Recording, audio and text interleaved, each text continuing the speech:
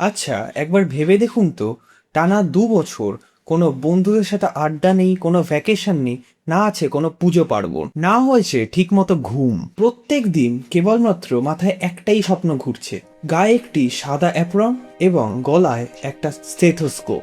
I will become a doctor. আর হঠাৎ একদিন সকালে উঠে আপনি দেখলেন যে এই পরীক্ষার জন্য আপনি দিনের পর দিন, রাতের পর রাত না ঘুমিয়ে পরিশ্রম করে গেছেন।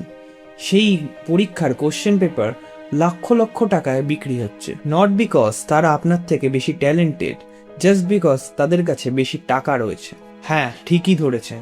আজ আমরা কথা বলছি 2026-এর নিট পেপার লিকের কন্ট্রোভার্সি নিয়ে। এটা আর কোনো সাধারণ কোয়েশ্চেন পেপার লিকের স্ক্যাম নয়, এটি হলো টোটালি একটা ইনস্টিটিউশনাল ফেলিওর। 2024-এর সেই বিতর্কের পর মানুষ হয়তো ভেবেছিল সিস্টেম এবার হয়তো শুধরে যাবে, কিন্তু 2026-এ যা হলো তা লক্ষ লক্ষ স্টুডেন্টের বিশ্বাসের ওপর এক ধাপ্পা।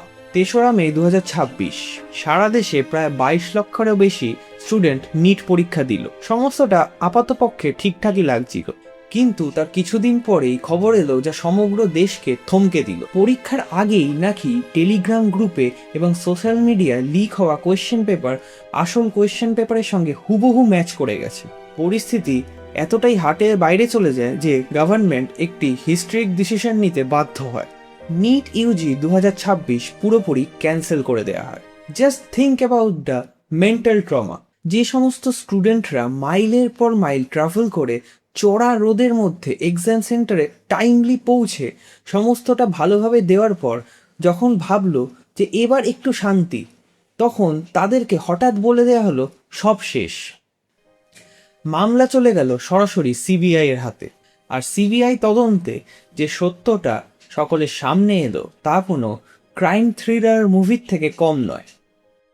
তদন্তে উঠে আসে এক কেমিস্ট্রির লেকচারার পিভি কুলকার্নির নাম, যার নাকি এই কোয়েশ্চেন পেপারের অ্যাক্সেস ছিল। কোয়েশ্চেন পেপার লিকের ব্যাপারটা কোনো র্যান্ডম পেপার লিকের ঘটনা নয়, ইট ওয়াজ আ স্ট্রাকচার্ড অপারেশন। বারবার এই পেপার লিক এবং চিটিং নেটওয়ার্ক আমাদের সমগ্র এডুকেশন সিস্টেমকে গ্রাস করে নিচ্ছে। যেখানে কম্পিটিশন আকাশ ছোঁয়া এবং সুযোগ সীমিত, সেখানে কারাপশন একটা বৃহৎ ব্ল্যাক মার্কেট তৈরি করে ফেলেছে। যখন একটি স্টুডেন্ট বোঝে সততার সাথে পরিশ্রম করে পড়াশোনা করলেও কোনো লাভ নেই, কারণ যার কাছে টাকা আছে সে চাইলেই তার প্রাপ্য সিটটা কিনে নিতে পারে, তখন কেবলমাত্র একটি এক্সাম নষ্ট হয় না, নষ্ট হয়ে যায় মেরিট বা যোগ্যতার উপর থেকে আমাদের যুব সমাজের বিশ্বাস।